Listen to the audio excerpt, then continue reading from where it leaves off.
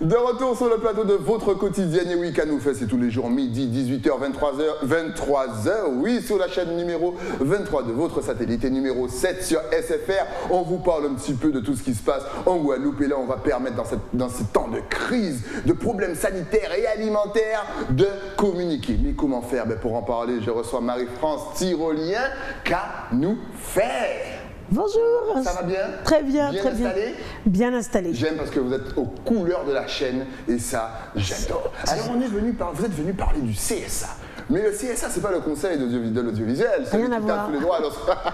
Alors, première question, qu'est-ce que le CSA? La CSA. C'est la conférence sur la santé et l'autonomie. La santé et l'autonomie. La santé et l'autonomie. En fait, c'est un organisme consultatif qui permet à tous de faire remonter toutes les problématiques de santé en Guadeloupe à l'ARS. Et quand on dit tous, c'est vraiment le citoyen même qui habite au fin fond, à vieux habitants. Citoyen lambda, médecins, centres médico-sociaux, tout ce qui peut toucher à la santé et on trouve qu'il y a un dysfonctionnement. Ouais. Ou aussi pour dire que ça va bien, mais enfin c'est plutôt rare. Les gens n'aiment pas trop dire quand ça va bien. Voilà, on n'aime pas trop dire quand ça va bien. Ouais, on préfère dire quand ça va pas. Exactement. Quand ça va bien, on dit rien en fait. Voilà. Donc, quand ça ne va pas, on appelle la CSA et on fait remonter à l'ARS. C'est excellent ça. Donc en fait voilà, donc ça tombe bien. Vous avez dit on appelle parce que j'allais poser comme question justement comment est-ce qu'on fait pour faire remonter le message? Est-ce qu'il faut aller sur place? Est-ce qu'il faut écrire une lettre? Est-ce qu'il faut envoyer un mail? Alors il faut se servir des 2 numéros de portable qui vont s'afficher sur votre écran. À la fin de l'écran, vous connaissez déjà, c'est à la fin de l'émission. Voilà, à la fin de l'émission. Et là, vous appelez, vous aurez 2 personnes charmantes qui vont écouter vos doléances et qui vont nous faire remonter aux différents collèges. Alors, il y a le collège sur les usagers, sur les soins, le médico-social et la prévention. Alors, en fonction de ce que vous allez dire, on va se répartir ça sur les différents collèges et on va faire remonter. On va se faire un plaisir de vous aider et de pouvoir répondre à vos questions. Vous avez été à l'hôpital, vous trouvez que vous avez été mal soigné, qu'il n'y avait pas ce qu'il fallait, que les infirmières n'étaient pas agréables. Ça c'est rare quand même, on va pas dire. Oui, c'est vrai, les infirmières d'habitude elles sont relativement cool. D'ailleurs, chapeau pour le travail que vous faites. Mais en tout cas, vous trouvez que vous avez souffert, c'était pas adapté. Vous appelez ces 2 numéros, vous faites remonter et on va se faire un plaisir d'essayer de comprendre ce qui s'est passé. D'accord. Parce que être soigné correctement, c'est une obligation. C'est une obligation pour chaque citoyen. Tout le monde a le droit aux soins et être pris en charge correctement. Et ça, la CSA doit veiller à ça. Ok. Et une fois que c'est fait, une fois que le message est passé, comment justement ceux qui ont maltraité les patients se font taper sous les doigts? Comment le problème est réglé? C'est l'ARS qui s'en charge? Alors, la CSA va faire remonter à l'ARS et l'ARS va aller voir exactement ce qui s'est passé. Parce que c'est pas pensable d'entendre quelqu'un qui vous dit je suis venu, j'avais un problème, j'ai attendu 10 heures dans la salle. Voilà, il y a plein de choses comme ça qui se... Et c'est vrai que c'est dommage d'avoir un hôpital. Et alors, on sait bien que partout en France, le problème des hôpitaux est crucial. Ce n'est pas qu'en Guadeloupe. Mais quand même, nous sommes un petit pays. Et l'hôpital, les 2 hôpitaux ont quand même le devoir de soigner correctement la population. Parce que sans ça, on va s'en aller tout le temps en métropole, ce qui n'arrange pas la sécurité sociale, entre vous et moi. Et puis, bon, c'est quand même dommage de ne pas profiter de nos hôpitaux. Donc voilà, la CSA va essayer de mettre un petit peu son nez dedans pour voir comment ça se passe et comment justement on peut satisfaire les usagers des soins de l'hôpital, les médecins aussi qui peuvent aussi faire appel à la CSA, dire qu'il n'y a pas le matériel qu'il faut. Voilà, mais moi j'ai besoin de tel ustensile, il n'y a pas ce qu'il faut pour le faire marcher et je ne peux pas soigner les gens qui... Alors la CSA va faire remonter aussi et va essayer de voir avec l'ARS comment on peut résoudre ce problème. Et comment l'usager sait que son problème a été réglé ou que voilà, son dossier avance? Est-ce qu'on lui répond par mail? Est-ce qu'on l'appelle? Ça y est, on a réglé le problème? Comment ça se passe? Alors on va essayer un petit peu déjà de voir nous-mêmes comment ça s'est passé et revenir après avec cet usager, dire bon voilà ce qui s'est passé, en effet vous avez raison, il y a un problème dans ce service. Donc nous, on va voir avec l'ARS comment c'est possible de régler ce problème. En tout cas, on reviendra vers lui. Alors, ça ne sera peut-être pas tout de suite. Vous imaginez bien qu'en ce moment, il va y avoir plein de demandes, plein de choses les gens vont appeler de tous les côtés. Alors des fois, c'est justifié, des fois, ça ne l'est pas. Mais en tout cas, la CSA, vraiment, va s'organiser pour voir comment on peut améliorer le soin en Guadeloupe. Qu'est-ce qui revient le plus souvent aux oreilles de la CSA? Est-ce que c'est l'attente? Est-ce que c'est le manque d'attention? Qu'est-ce qui revient Ce qui revient le plus souvent, c'est quand même ce manque de médecins. Voilà, j'ai attendu, ou bien j'ai entendu les appareils qui ne sont pas adaptés. Je devais faire tel appareil, tel examen, on me dit que l'appareil n'est pas adapté. Donc ça revient aux oreilles de la CSA. Et c'est pour ça que c'est important. Je pense que la CSA, enfin c'est pas que je pense, j'en suis persuadée, que la CSA a vraiment un rôle important pour notre pays de la Guadeloupe. Vraiment, on a vraiment besoin, le soin c'est quand même primordial. C'est primordial, si on n'est pas en bonne santé, on n'est rien, c'est bien. Alors donc le soin c'est primordial. Et c'est pour ça qu'à la CSA, nous prenons vraiment notre rôle au sérieux. Et comment je pourrais vous dire, le Guadeloupéen est vraiment là avec toute notre attention parce que c'est important. Le soin est important. Alors on va prendre un exemple concret. Par exemple, je sais que les femmes se plaignent souvent par rapport à l'endométriose, qui n'est pas pris au sérieux par certains médecins. Souvent, il y a plein de retours. Ouais, mais non, vous avez rien, vous avez mal au ventre, prenez un cachet, ça ira mieux. Justement, voilà, un problème, le médecin n'est pas assez sérieux. Dans ce cas, qu'est-ce qui peut être mis en place pour que ça change?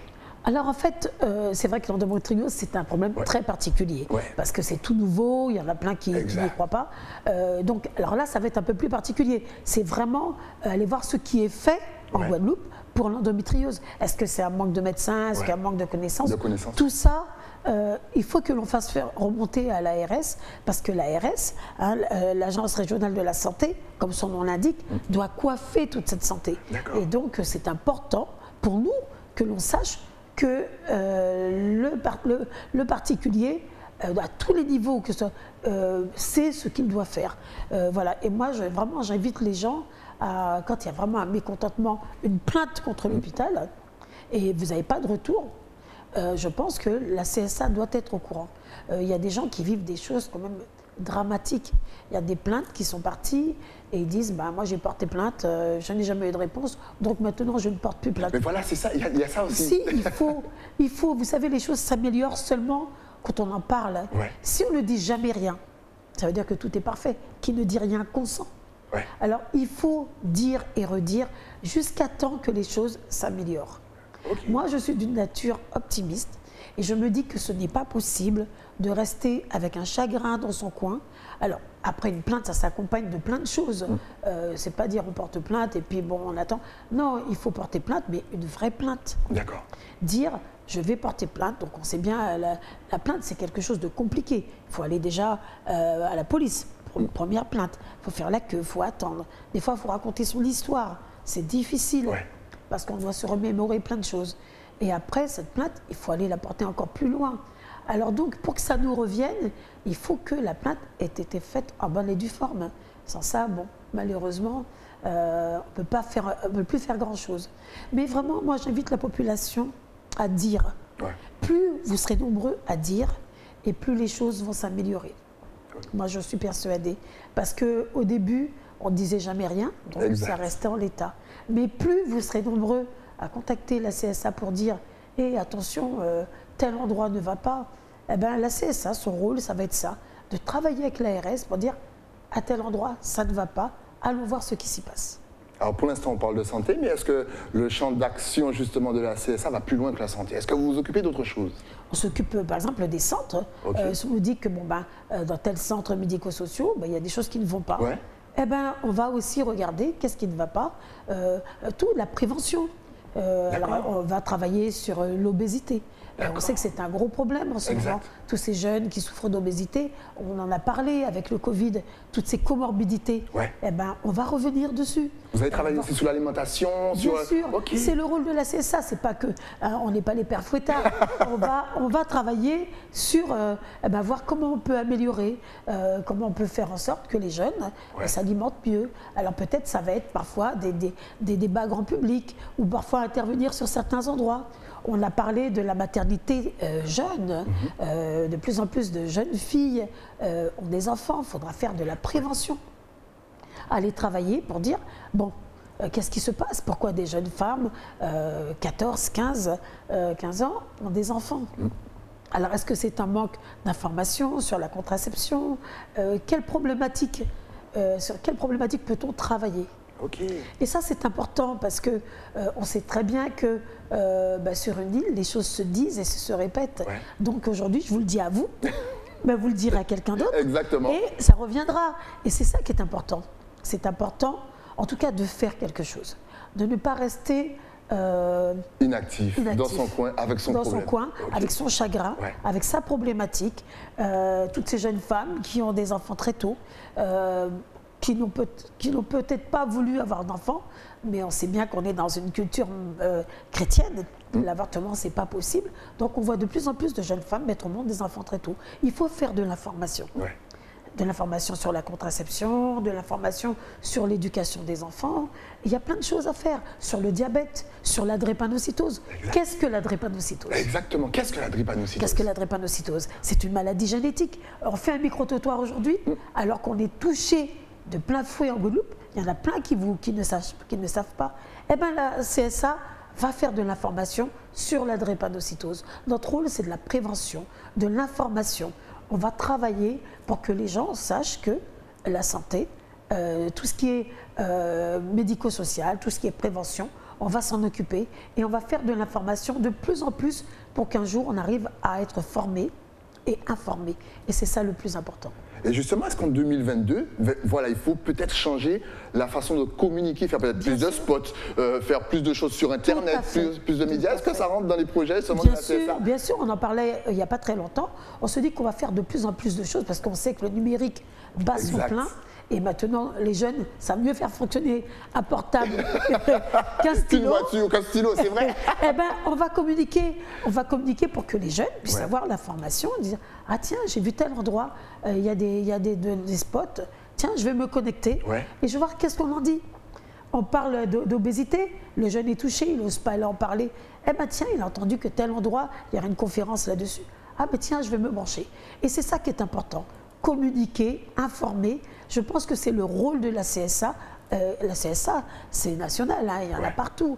Mais moi je pense que pour l'instant, on va s'occuper de la Guadeloupe avec des dépendances, Saint-Martin, Saint-Barthélemy, et on va essayer de faire quelque chose de bien. Et ça, c'est important. Tout à l'heure, vous parliez justement des jeunes filles qui tombent enceintes et qui ne savent pas trop quoi faire. Justement, exemple concret, que peut-on leur conseiller là tout de suite? Là tout de suite, je ne pourrais pas vous répondre parce que c'est... Mais qui peuvent-elles aller voir, par exemple? En tout cas, il y a des centres de planning familial. Hein, alors, tout ça, il faudra les informer, leur dire, vous avez un centre de planning familial où maintenant, vous pouvez y aller sans les parents. On sait que, parce que c'est très difficile. Et il y a quelqu'un qui sera là pour vous accueillir et pour vous dire quoi faire. C'est vrai qu'une petite jeune fille de 14 ans qui se retrouve enceinte, elle est perdue. Elle est complètement perdue. Elle ne sait pas où aller. Elle ne sait même pas parfois ce qui lui arrive. Exactement. Et elle a besoin d'être informée. Et elle va tomber sur des gens qui vont l'informer, qui vont la rassurer. On n'est pas là pour condamner, on est là pour rassurer. Et la CSA aussi, il y a en ce moment une plateforme d'écoute. C'est très bien, une grande plateforme d'écoute pour les personnes qui n'ont pas encore eu ce vaccin. Il ne faut pas que ces personnes se sentent mises dans un coin, condamnées, montrées du doigt. Il y a ces plateformes d'écoute, elles peuvent s'inscrire parce que l'écoute, c'est une écoute, comment je pourrais vous dire, non directive. D'accord. C'est pas une écoute où on va vous condamner. On va vous juger? Pas du tout. Non, c'est une écoute, vous pouvez aller parler, dire ce que vous avez sur le cœur, dire ce que vous pensez, et vous aurez des oreilles de professionnels qui vont vous écouter et qui sont là pour ça, et pas pour vous juger. Mais c'est bien parce qu'il y a énormément de personnes qui cherchent une oreille attentive et ne savent pas où aller, comment communiquer et compagnie. Il y a un manque d'informations quand même. Il y a un manque d'informations. Même de la part de tout le monde, des médias, de tout le monde. Et chaque numéro est inscrit et les personnes sauront qu'il faut qu'ils aillent se renseigner, s'inscrire, parce qu'il faut s'inscrire, parce qu'on ne peut pas arriver comme ça, il faut qu'il y ait des professionnels pour vous écouter. Vous vous inscrivez, vous pouvez être reçu en individuel ou en collectif pour aller dire ce que vous avez sur le cœur. Et là, je mets ma main au feu, personne ne vous jugera et au contraire, il y aura cette écoute. Il y aura cette écoute qui vous permettra après d'avoir une décision éclairée, on va dire ça comme ça, une décision éclairée.